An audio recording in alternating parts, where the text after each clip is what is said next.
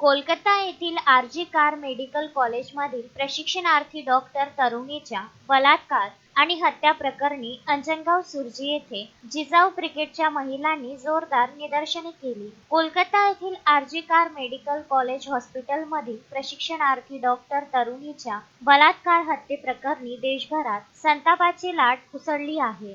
गल्ली ते दिल्ली सर्व सामाजिक आणि राजकीय संघटना आंदोलन करीत आहेत। अंजनगाव सुर्जीत जिजाऊ ब्रिगेड तर्फे निदर्शने करण्यात आली। यावेळी अनेक महिला निदर्शनात सहभागी झाल्या होत्या। आंदोलक महिला हातात फलक घेऊन पीडितेला पाठिंबा देताना दिसत होत्या। तसेच कॅन्डल लावून डॉक्टर महिलेला श्रद्धांजली देखील अर्पण करण्यात आली। यावेळी जिजाऊ ब्रिगेडच्या प्रदेशाध्यक्षा सीमा बोके, तालुकाध्यक्षा सारिका मानकर, स्वाती लहाने, स्वाती मानकर, पल्लवी अढाव, रजनी काळमेघ, छाया कोकाटे, विजया तुरखडे, कविता काळे, सुषमा कोकाटे, विद्या अरबट, कविता येवले, शीतल बोके, प्रतिभा पाटील, मनीषा सायखेडे, जया येवले, हर्षा चराटे, संगीता दाळू, जयश्री देशमुख, सोनल निमकाळे, शुभांगी पांडे, रोशनी थोरात, संगीता तुरखडे यांच्यासह अनेक महिला पदाधिकारी व कार्यकर्त्या उपस्थित होत्या।